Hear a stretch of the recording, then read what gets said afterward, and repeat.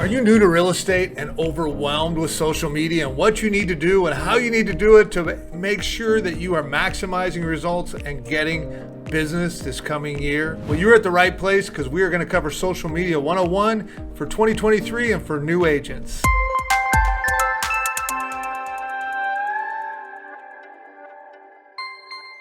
Hey, John Sellers here with eXp, a top 1% influencer at eXp. Thank you so much for coming to my YouTube channel. Hey, if you are an agent that believes time is your most precious asset, that who you partner with really matters, and that the agent that dominates social media and video over the next 5 years is going to dominate the industry, then you need to like, subscribe, and hit that bell down below so you don't miss any of the videos we're doing, because we're going to give you tools that are really going to help you grow your business. Well, it's 2023, and I got to tell you, things have changed over the last 30 years since I've gotten in the business. You know, gone are the days where all you did was make phone calls and you met with people person to person to be able to market yourself and market your listings. That is not the way today. They actually say, according to the Association of Realtors, that 77% of realtors promote their listings through social media. So here's the thing with real estate. We are not only promoting your listings, but this is a business about selling yourself. People hire you. They don't hire a company. They hire you. So how do you get out in front of more people to give them more opportunity to see you so that you can do more business, create more health, wealth, and freedom into your life? And today we're going to talk about is what things you can focus on in terms of social media this next year to help you get where you want to go and build towards a future to have a great real estate career. You know, the number one thing when it comes to social media and video is that you have to get over yourself. That's really what it comes down to, is that none of us like the way we look on camera. None of us like the way we sound. But the reality is you have to get over yourself. And you have to realize that that's just the way it is. And most people don't feel that way about you or about how you sound. And that it doesn't really matter if there's a few that do, because we're looking at this sea of people. When you start doing social media, you're reaching out to people all over the world. That's what's so great about this. And they can refer you and then come into it. But the realization is you have to get over yourself, be willing to do that. And then the other is you're going to have to make your profiles not private. You know, again, some people say, oh, I don't want everyone to see things. Well, here's the reality is people are looking to like and to trust you. If they're not out there and you're making it private, you're not making it available to more people to see you. And when people hire people today for this large transaction, they want to know more about you. When they get referred to you, they want to be able to go to your profile and see who you are. Now, we want to talk about being careful about what you promote. You know, you want to make sure that you are presenting yourself, but you don't want to overdo it. You don't want to overdo who you are in those videos. You know, do you want to do crazy things? Maybe, but some things you may not want people to know about you. So you might want to keep those private and not put them on Facebook where they're never disappearing. You know, what social media you're going to use can be a little overwhelming today with so many different options. You know, you've got TikTok, you've got LinkedIn, you've got Facebook, you've got Instagram, you've got Pinterest, you've got YouTube, plus who knows what else is coming down the road. And you know, a lot of it depends on what age group you're targeting. You know, if you're going towards older folks, Facebook is going to be typically better. If you're going towards younger, although we're seeing that change, TikTok might be better, using Reels. But what I'm going to tell you today is you need to start with one or two and perfect those. So for most people today, we're looking at most people buying houses are in their 30s or higher. Facebook, you want to make sure you really understand.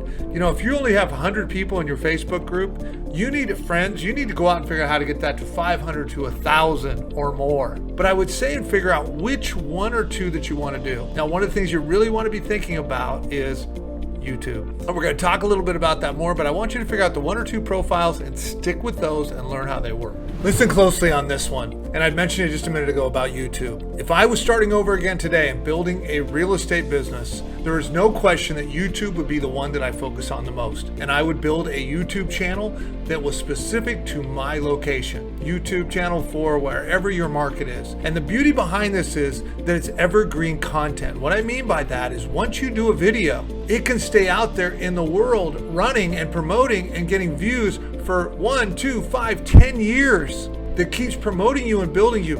And so many things that we're doing today, when you do a Facebook post, it's there quickly, it doesn't stick. Even if when you do a video, it doesn't stay out there.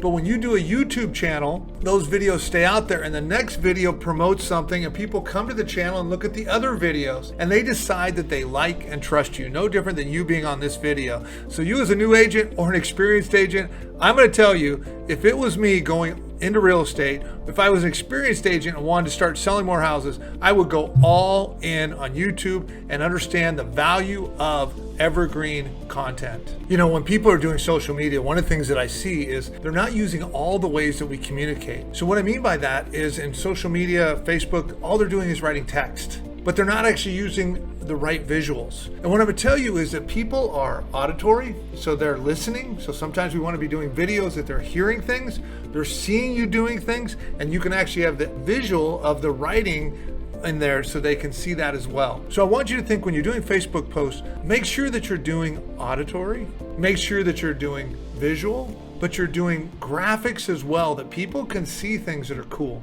because people like that and they're going to remember you and realize that you're building a profile about yourself.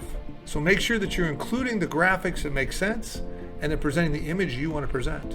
You know, there are thousands of different accounts out there. What's going to make yours stand out? And I'm going to tell you, you need to become a storyteller. How do you tell stories about your listings that make it stand out? How do you interview your clients and they tell stories about how they worked with you? How could you tell stories about significant things in your neighborhood that would make them interesting so people want to listen? The skill to learn is presenting a story that people want to listen to and they want to learn about. And that is a skill that you can learn. You can be telling stories about how you got into real estate, all these different things. So I want you to think about, how do I become a storyteller? How am I presenting something that's going to intrigue people and want them to stay and learn more?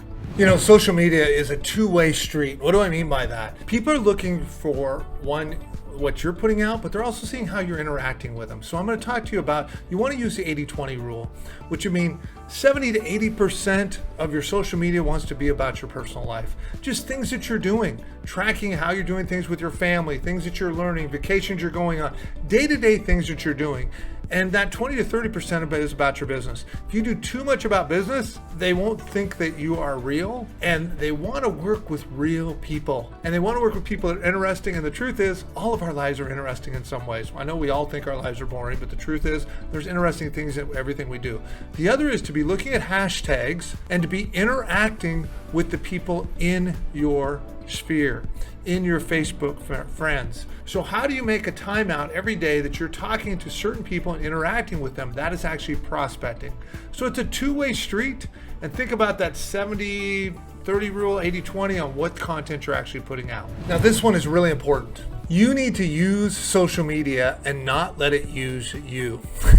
What I mean by that is that it is easy to go down a rabbit hole and spend 3 or 4 hours in social media. And it's not really getting you where you want to go. It's actually using you. What I'd like to see is you to have a social media calendar. Okay, if you're going to interact with people, how much time do you actually spend every day interacting? This is a business plan. I'm going to go in, I'm going to interact with as many people as I can for 20 minutes. I'm going to go ahead and post 2 or 3 things a day. How much time am I going to spend on that? So I want to know how much time you're going to spend every day on social media. Lock that in, be laser with it. Don't let it take 15 minutes turn into 3 hours, because that does not work, and that's what happens. The other is, how many times a day am I going to post? Am I going to post every day? So you start thinking about what content and make plans for what kind of content you're going to post. If I'm going to do videos, how many videos a week am I going to do? Start thinking about what videos I need to do. So create a calendar and become strategic about what you're doing, and you need to use social media and not be used by it. So the bonus tip I want to give you today is to be easy on yourself. You know, one of the things is to realize this is a process. You're not going to be a superstar the first day. You're going to make mistakes on videos. You're going to get better as time goes. You're going to make mistakes on how you post. You're going to get better as you go. And you're going to learn more and realize it is a process, and that we have to start somewhere, and to forgive yourself and to realize that if you start today and keep getting better, where are you going to be a year from now? Where are you going to be 2 years from now? And this is a long-term play. When you look at social media, YouTube, it's a long-term play. But the sooner you get started and are strategic, you put your schedule together, you realize what types of forms of media you want to use, what channels you're going to use and implement, and get committed to whatever you're going to do, the sooner you're going to start winning and the better off you're going to be. Hey, John Sellers here. Hey, if you are an agent that believes time is your most precious asset, that who you partner with, and I can tell you who I partner with has made all the difference in my financial success. And if you believe that who you partner with matters and that the agents that dominate social media and video over the next 5 years are going to dominate the industry, then you and I need to talk. If you're not on our team at EXP, you need to think about coming to EXP because we are rocking in this area. All my contact information is down below in the comments, and I would love to talk to you and meet you more.